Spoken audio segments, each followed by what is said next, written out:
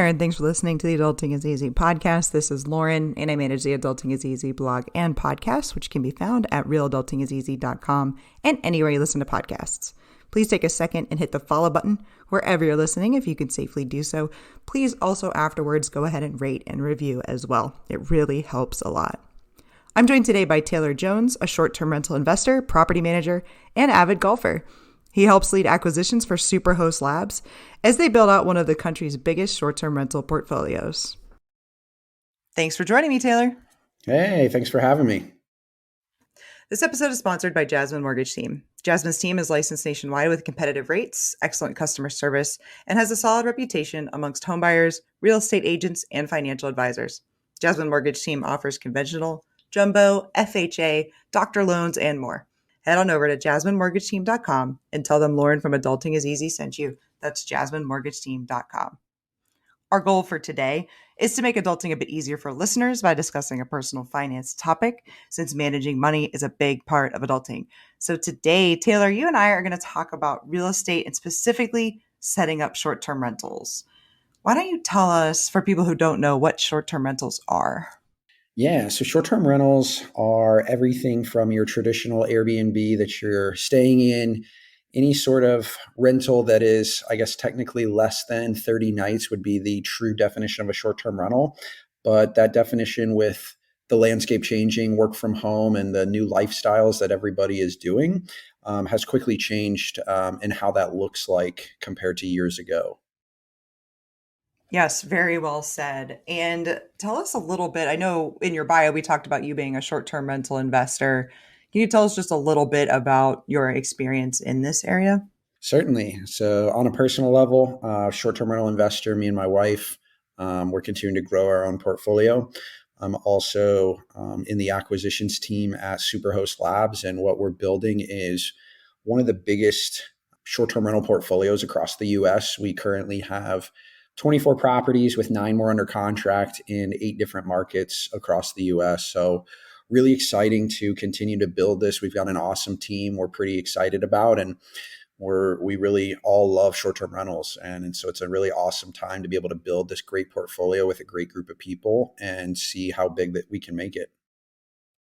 What do you love about short-term rentals? The cash flow, of course. Nobody's doing this for free, but I think there's an awesome lifestyle component to it. And personally, me and my wife, we've stayed in over 21 different Airbnbs since 2015. I was actually just looking at our account earlier today. So I think I've always been somebody who's really enjoyed short-term rentals and staying in Airbnbs versus hotels since pre-COVID. And now the opportunity to travel and use those is really good upside. And, yes, you can invest in long-term rentals, multifamily, storage, and any other asset class. But I think that lifestyle component is really an awesome thing to have that not a lot of other investment opportunities give you. And so when you can get a lifestyle component out of it and have some cash flows, it's a really great combination. So how do you know when a property is a good candidate for acquisition to become a short-term rental in your portfolio? Yeah, great question. So we have certain thresholds we need to hit, as far as making us and our investors happy with the cash flow. So what we're going to do is dissect any property that comes, onto the MLS, and we're going to cross compare it against other rentals in that market, whether it be similar 3 beds, 2 beds, 4 beds, whatever it might be. And we're just going to run an underwriting and a pro forma where we're going to look at what the projected mortgage payment would be, what the utilities might be, the insurance, the paper towels, the toilet paper, shampoo, all the things it takes to run a short-term rental. And then at the end, see how much cash flow is left. And if that number is, negative, obviously we don't want to buy it. If that number is only, $500 a month, might not be worth it. If that number is $2,000 a month, okay, now we probably want to go buy it. So I think for us, it's just figuring out which of those properties, after we run our underwriting and our projections, makes sense from a cash flow standpoint at the end of the day. And can you tell listeners what you mean by underwriting? Yeah, so underwriting is kind of an Excel sheet in its basic form, where you'll start with property purchase price at the top, what your down payment's going to be, And then once you have those numbers, then you'll move into the revenue side. So you'll have projected revenue for the property. So let's just say, hey, this 3-bed, 2-bath in whatever location is projected to do $60,000 a year in revenue. So you'll take that and you go, okay, well, my mortgage payments, projected to be $1,500 a month at this purchase price. It's a 2,000 square foot house, so the utilities are projected to be $400 a month. I'll probably spend $50 a month in toilet paper and shampoo and conditioner and stocking it up, and then you got insurance, you got taxes. So you'll put all those expenses together at the bottom, and then what you'll do is you'll take your revenue minus your expenses, and hopefully that leaves you with a positive number. If not, obviously it would be a negative cash flowing asset, and we obviously wouldn't want to buy it for what we're doing. But if you have the revenue and you plug all it in, and after all the expenses that you subtract out, there's cash flow left over and there's enough cash flow that it makes you happy, then boom, absolutely. So that's kind of what a basic underwriting would be when it comes to any real estate property, but short-term rentals in particular. Right. So great. Thank you. Excellent explanation of what underwriting is. As part of underwriting and analyzing a deal, you need to know generally what some of those numbers are that you just mentioned. And when you're setting up an Airbnb or a short-term rental or, a listing on VRBO or a website, what are some things that people need to think about in terms of upfront costs? Well, you mentioned in underwriting there, a lot of the ongoing stuff, right? Like, utilities, supplies, insurance, taxes. But what about upfront? Yeah, certainly. Well, obviously the place needs furniture, so people won't sleep on the floors. Not at paying a couple $100 a night, they won't. So you'll need to furnish it. You'll also need to renovate the property. And some properties might be closer to turnkey than others. So the extent of the renovation is highly dependent upon the condition of the property when you purchase it, as well as what it takes to be a top performing property in that market.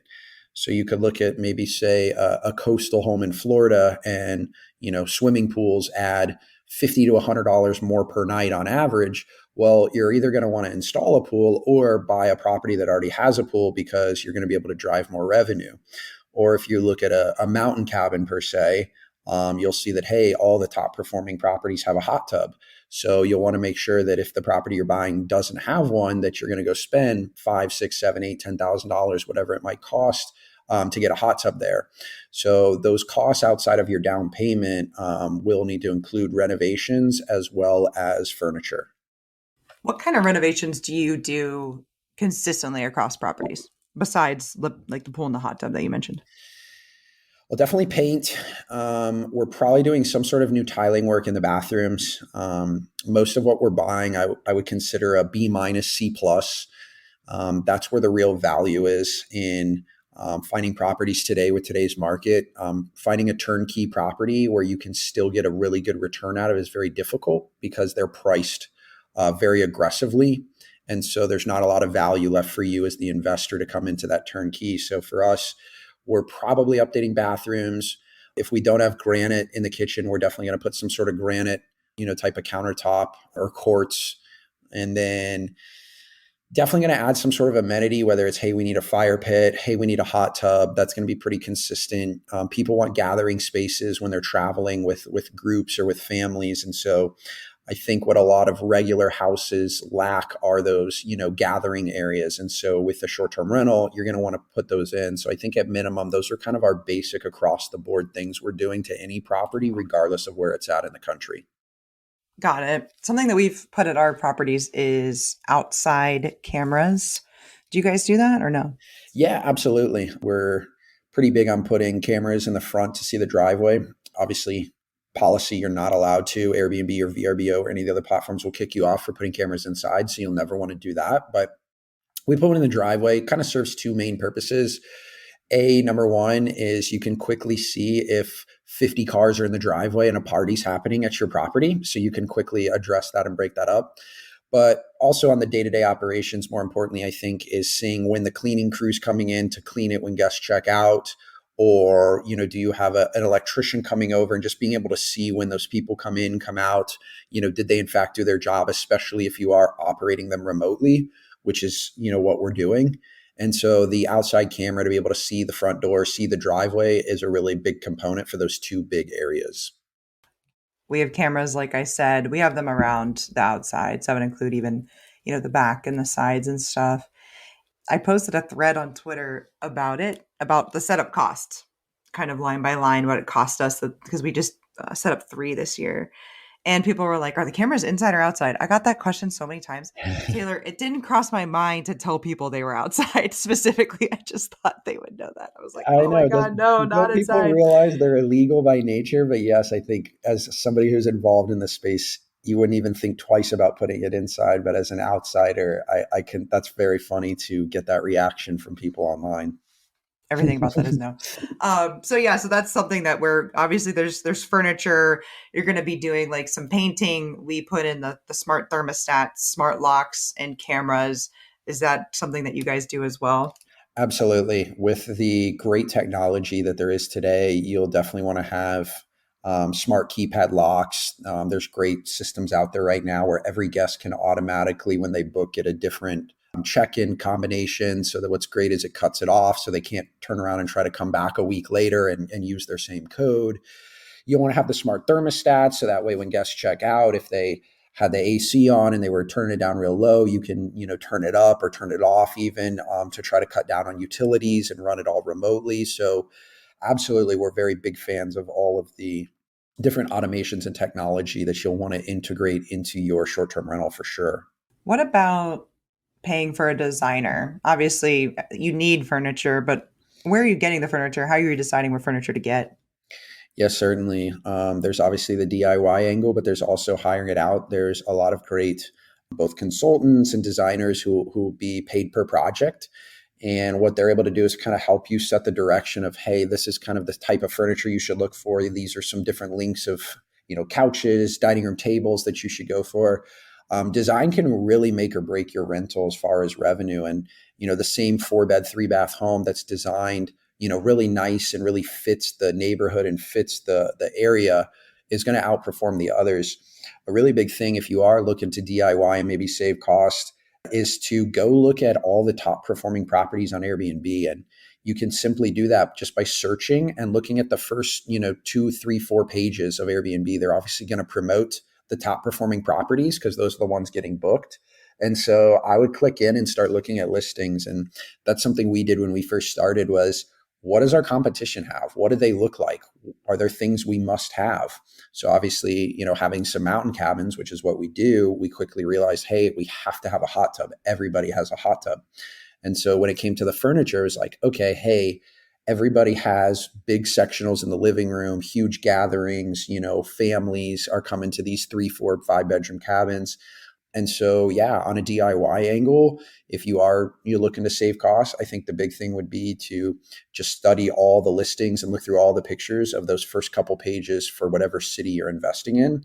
And then you'll be able to pick up on commonalities and trends and start finding those on Wayfair, Amazon, et cetera, anywhere you can to buy them.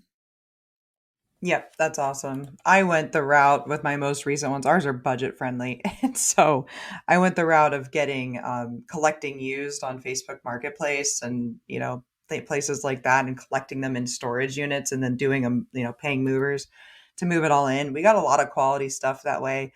Our idea was to kind of get started, get launched and learn and come back later and kind of perfect things from a design perspective. So we'll be doing that this year in a couple of our places is kind of updating everything. That's awesome. Um, yeah, I mean, you gotta, it's time to go back. I'll, It's I'll, been good. It's been good. We've learned a lot. I'll tell you a couple of sneaky great places we found some really good items is a place like Big Lots and a place like Costco. So not your traditional like furniture where you would think to, but you can find some really good items if you want to kind of ball on a budget per se, is Costco as well as Big Lots. I like big lots for nightstands. Nightstands seem to be very hard to find, especially like small ones that I've Hmm. been needing. Okay, so we've talked about furniture, design versus DIY, renovating, cameras, smart locks, thermostats.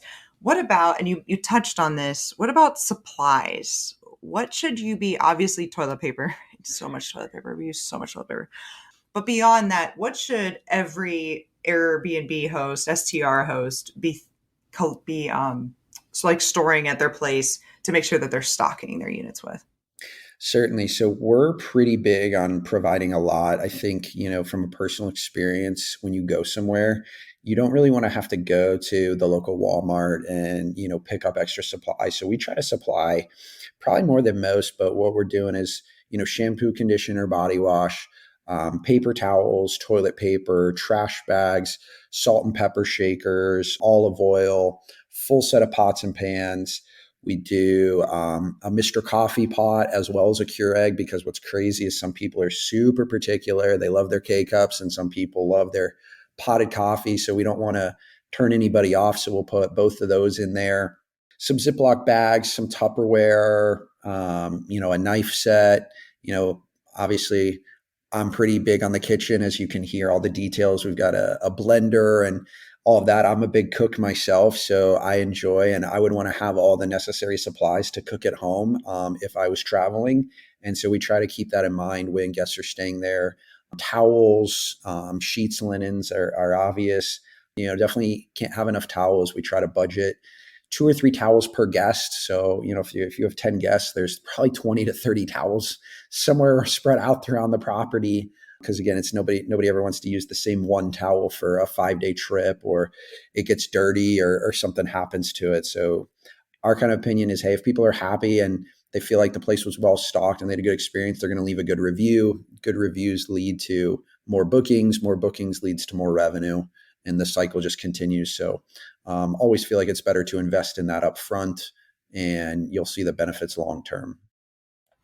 Yeah, absolutely. Makes total sense. So with the Keurig or the Mr. Coffee, are you supplying K cups and coffee filters, all that as well?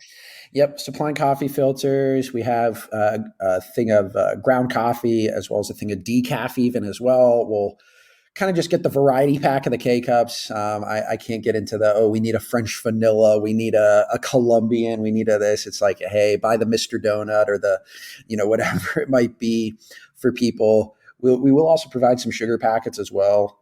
Coffee cream, I think, is personal choice, so we don't provide that. But yeah, we're providing the filters, the coffee, the different varieties, just to be able to accommodate people. And again, try to prevent that weird, awkward trip where they have to go to the store to get a couple items to make their trip feel good. What are the lengths of stay at your places? Or just does it vary too much to even answer? No, I mean, in some of the rural markets, right around 3.5 nights is kind of the average booking, is what we're looking at. Once you start getting into more of the, urban type markets, you might get some of those longer term stays or midterm stays where people come down for a week, 2 weeks, 3 weeks. So that would obviously extend your average. But the traditional vacation market is going to get a lot of those Friday, Saturday, Sunday bookings, a lot of those 4 or 5 nights. And so our average in those markets tends to be right around about 3.5 nights is what an average, booking is gonna look like.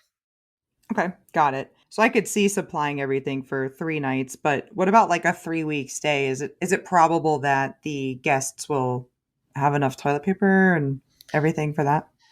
No, I mean, that's a very good point. I think we haven't run into that yet. We do supply an ample amount. I think our longest guest booking has been 8 nights. So we've been able to survive 8 nights, but we haven't run into any longer term guests where that would be necessary. I would still probably err on the side of, hey, supplying it rather than not, even though it might cost a little extra. But if that guest is paying for 14 nights or 21 nights, you're obviously making very healthy money. You can afford to give them 5 extra rolls of toilet paper, or 3 extra rolls of paper towels. Yeah, and if our guests are staying for a month, we don't have the places of the size that you have. Ours are like 1 and 2 bedrooms for the most part. We will offer a free clean halfway through to change Yes, linens and restock and things like that as well. that's a great service and a great idea. Yeah, people seem to appreciate it. We also have a couple places that literally like, don't have washers and dryers in them, so it's especially nice for those in those instances. So you talked about towels. It's something that I that I talk about on Twitter all the time, where you need more towels than you ever could possibly think you would need. Yes. Um, so what do you think about like towels, linens? What color should they be? How many should you have per bed? Things like that. Certainly. We are big proponents of white sheets, white towels. Yes, they are going to get dirty quickest, but if you go look at why hotels are white, and it kind of promotes that clean vibe, there's a reason for that. And so, darker sheets, you could be hiding stains. People start second guessing, was this really cleaned? There's a reason, like I said, all the big hotels, they use white, it's clean, and does that. Now, have we lost some casualties? Absolutely. I think every operator knows you're always adding more. Like I said, our standard is two per guest. So if we have a property that sleeps 10, we'll supply 20 towels out there for everybody. When it comes to the sheets and the linens, there'll be a set on the bed that's obviously freshly cleaned, and then we always keep one backup set per bed. So if there's a bedroom with a queen bed in it, there'll be a queen backup set in the closet, just in case something happens, somebody spills or an accident happens during that stay. Nobody wants to have to try to, put it in the washer and dryer or take it off. So there's always a backup set on hand for everybody for each set. And that's what we keep. And then we'll have a couple extra backup sets locked away in the owner's closet that if, a couple sets got ruined or were short, the cleaning crew can go into the owner's closet there and grab those and put them out for the next guest that's checking in. Perfect. Yep. And just so listeners know, I've created a supply list and I'll go ahead and link that in the show notes as well. What do you think, Taylor, is the biggest challenge that hosts face when setting up a short term rental? I think it's organization and operations. And obviously the first one we ever set up was probably the worst one because we didn't quite know what we were doing. But once you go through it one time, you start setting up systems and operations to be more efficient. And the reason you want to do that is because every day that you're not listed is another day that you're losing potential revenue. You could have booked that place for $100 a night, $200 a night, $300 a night, whatever it might have been. So it's kind of creating a good system so you know exactly, hey, there's going to be common things you're going to need to buy. So once you know like what kinds of mattresses you like using, you're going to have those boom ready to go and those links ready. So that way, the second you acquire a new property, everything's starting to be standardized. Okay, what sheets do I grab? Which brand of towels do I order? Which shampoo? That first time is a lot of kind of figuring it out. And so there's no organization or system to it. Once you start putting systems in place, your efficiency and success drastically increases. And you're able to set up these properties quicker, better, more efficiently, and able to make more money on them. That's a great point.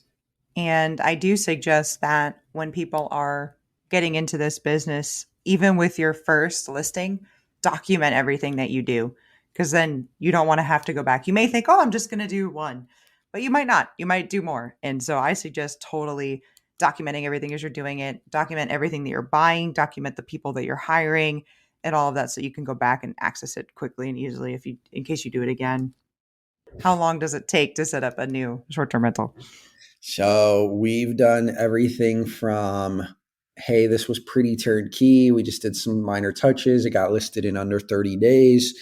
And we've also done got the entire house full renovations that went 5 months. So we've really dabbled in both ends of the spectrum, depending on what we bought. But the target goal is really 30 to 90 days, unless you are truly buying a complete gut fixer upper where flooring, roof, kitchens, bath, everything's getting replaced.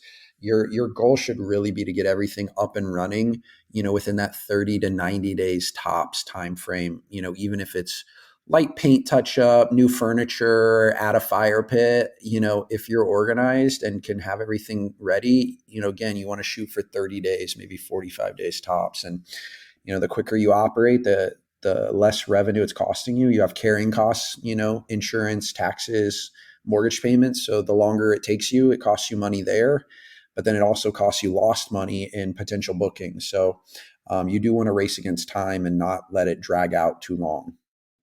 Couldn't agree more. Our last ones, the ones that we were collecting furniture and supplies for in storage units, we got two ready within 2 weeks. And that included painting, pressure washing, minor repairs, the locks, the thermostats, and getting all the furniture and or getting everything decorated and everything like that. We got two up in 2 weeks. So if you are very organized and you do this a bunch of times, you can knock things out pretty quickly. Now that was obviously a very turnkey property, but everything kind of did need to be painted. But we had all the same people too. That's something, Taylor, that helps with the organization. Or once you set up your first one, if you're still in that same market, we had all of our people dialed up. We knew when we were going to close. We knew when the places were going to be vacant. We knew when we needed to get in there, and we kind of could have that all going and then just bam, bam, bam, get it all done. And like I said, we'll go back and we will, optimize things over time. But we were able to get up and running because it was season. This was February in Florida. So time was really, really money because it's very, very low vacancy in that time period. No, that's really awesome. And I think that just goes to show people that if you do have those systems and organization, you can expedite your timelines exponentially. And that's a huge opportunity. And like you said, season helps as well. If you are in the middle, you might decide to postpone some renovations because, hey, it's summer and you have a lake house that you bought. You're not going to want to spend time doing as many of those crazy renovations. You're going to want to get people in. If now, hey, it's November and it's slow time and people aren't there. Now you can go in, block it off, and hammer out some of those renovations that need. So definitely seasonality is a huge aspect that I think people don't quite realize when they're buying, depending on which market you're in. The seasonality is going to be very different as far as what the most popular months are and what the slow times are. And you want to capitalize on those very high, hot months. That's where all the money's to be made. And there's nothing that's a better motivator than knowing you're coming up on season. And when we launched our first three, we launched them in January, did a 5 month renovation before that, which is when season basically starts here in the Tampa Bay area. And then when we launched our second two, we launched them in like September, which is like the worst. I was like, dang, we didn't even need to hurry. We could have just done nights and weekends or just weekends. I could have gotten a bunch of nights back, if we would have just chilled out and waited until like December because we barely got anything in like September. But anyways, live and learn. We launched our next three in February. So the $1 million question, that's an exaggeration, but what does it cost, do you think? Do you have any rules of thumb for cost? I know you're doing like we've already talked about, I'm doing kind of 1 and 2 bedrooms. You've got some bigger places, but is there any sort of rule of thumb for what it costs? If people are thinking about getting into this, whether it's maybe arbitrage or whether they're going to own their actual places, what do you think the cost is, approximately to set one up? Yeah, a rough rule of thumb is anywhere from 10 to 20% of purchase price. So, if you are buying that larger $500,000 property, you might spend between furniture and renovations, 50 grand if it's not too crazy. But it could, we've run it up to 100 grand before when it needed a full gut and everything was there. If it is a more affordable, 250, $300,000 property, like I said, same thing. It might cost you 20 grand or it might cost you up to 40. So our kind of rule of thumb, depending on how turnkey it is we're probably going to spend anywhere from 10 to, maybe as high as 20% of purchase price, depending on the shape of the property and how much renovations are needed to it. Yeah, that makes a lot of sense to me. Our last three were in a 6 unit building. So we had some economies of scale there, right? When we were paying the handyman to do the painting and things like that. Or we only had to get the camera surveillance installer up there one time, but we got 3 units done, things like that. So we had some economies of scale, but it was about 7,500 to 10,000 a unit. So it was about $30,000 for 3 2 bedroom units.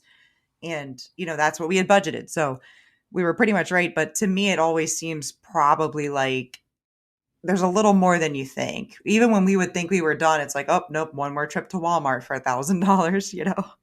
Absolutely. And when you're in that final stage, I think a key thing that a lot of people miss is you want to stay in your property at least, in my opinion, 3 to 7 nights. And what you're going to figure out is, what are the weird things? Every property's different. And the obvious one is, hey, do I have any places where the Wi-Fi doesn't reach? Because if you aren't staying there and you don't know it, a guest will tell you about it and you'll get crushed in the reviews. Is the flow really good, or is it awkward, and how where you put the dining room or the couch, and like, do you need to make changes? So we're pretty big proponents, and before we launch, we'll actually stay anywhere from 3 nights, sometimes as long as 7, depending on how things are. We'll do the last little touch ups and furniture anyway, so we have to be there on site, to make that happen. But it really gives you an idea. I'll tell you, as crazy as it is too, when we were first learning what we wanted, we would actually spend one night in all of the different bedrooms. So we might spend the first night in the master, then go to the downstairs guest room and then the upstairs. And, you just want to know, is there weird things that are within one? We've started inviting, my parents, my wife's parents, friends to come, be like, hey, just come for free. It doesn't, because we're not making money anyway. It's not listed for rent. But what we want is people's opinions and people to let us know what's wrong with the property, or what could be improved. And that customer feedback is huge. So that way it doesn't cost you money when you actually list the property, and people are upset, or the Wi-Fi doesn't work in this downstairs bedroom, or whatever it might be, and you don't want to get crushed in the reviews, and now you don't get as many bookings. So I think that's a really key element that people forget when they're getting their property ready, is you want to actually live in it, and give it 3 nights at least, is kind of our opinion. That right there is worth listening to the entire 30 minutes of this podcast just for that tip right there. And my husband and I, we do this thing where we list our primary residence out. And if it books, then we go and we leave and we go to one of our other units. And what that forces us to do is we keep doing what you're talking about, Taylor, over and over and over. And it allows us to catch maintenance issues, or if there's any cleanliness issues, or stock things up, things like that. So we take it kind of like one step further than that, but you definitely need to know what it's like to be in your places, right? Is the AC weirdly loud? Do you need noisemakers because there's a road nearby? Whatever it is, you need to know about it. Totally, totally agree. That was awesome. No, for sure. And if you truly want to do it right, I think you guys have the right mindset with that. I used to, early on, obviously when you start accumulating more, it gets much more difficult. But we tried to do once a quarter, to go to the property, because you'll realize too how your property is in the spring, and how it is in the summer, and how it is in the fall and the winter are all going to be very different. And weather will affect your property, and just time passing as well. So even if the weather's not affecting, you want to make sure, oh, we've got some maintenance issues that the cleaning crew hasn't caught on, or oh my gosh, like we need to change the filters out, or whatever it might be. It's kind of coming to like maybe once or twice a year type of thing. But I would always vouch that you're never going to truly know how your property is unless you're going there on a semi-regular basis. So really awesome what you guys are doing. But yeah, I would definitely advise people to go at least 1 to 4 times a year. Go book your own property for a couple nights, and check it out and make sure everything's good. Absolutely.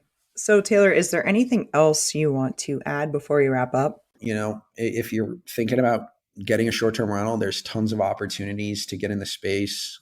Rental arbitrage, co-hosting on the more affordable end. If you can't afford to buy your own, I think there's tons of opportunities. You can have that lifestyle component to it. So would definitely do take that jump. I see a lot of people sit on the sidelines, kind of get analysis paralysis. They really start trying to analyze it too much. And I always tell people, know enough that you can swim, so that way when you jump in, you don't drown. But you're never going to be Michael Phelps right out of the gate. You're going to learn as you go, and you just got to take the leap and make it happen. And so that's the great thing about short-term rentals, the asset class. And it really provides a great opportunity, both from cash flows and lifestyle, that I think is unmatched with everything else out there today. I think it's just fun too.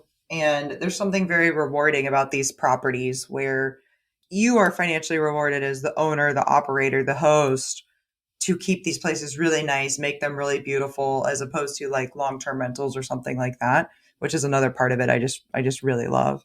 It's as much real estate as it is art, and that's what's kind of great about it. Is it's not a hotel where every bedroom is the same, or every hotel room is the same setup. Every property is unique. Even if you're acquiring them in the same market, you're going to run into different shapes and different sizes and square footages, and you can add different amenities. And so I love getting a new property and all the new things we can do to it and the opportunities that we have. And it's a fun, you can kind of create your artistic vision for that property. It's really cool. Absolutely. Well, thank you so much, Taylor, for coming on. Why don't you tell people a little more about what you're up to and how they can get in touch with you? Yeah, certainly. So people can check us out over at superhostlabs.com, can check out our investment portfolio we're building.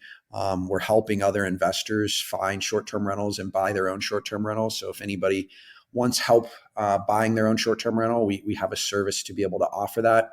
I hang out on Twitter a bunch. Mr. Jones STRs is where you can find me. I try to give back daily to the community and help people out as much as I can. I've been fortunate that people have helped me, so I always try to give back. But yeah, superhostlabs.com, or go find me on Twitter. Awesome. Thanks for that. So, everybody, you can follow me on Twitter at Adulting is Easy. I'm on Facebook as well. You can email me at realadultingiseasy@gmail.com. Please let me know if you are connected to or if I should be on any other personal finance podcasts. I'm trying to be a guest on some this year. So, do email me or reach out to me and let me know if you have any leads on that. Don't forget also to join Wealth Wednesday on Twitter Spaces at 9 o'clock Eastern. Thanks again for listening, everybody. Hopefully, Taylor and I have made adulting a little easier for you.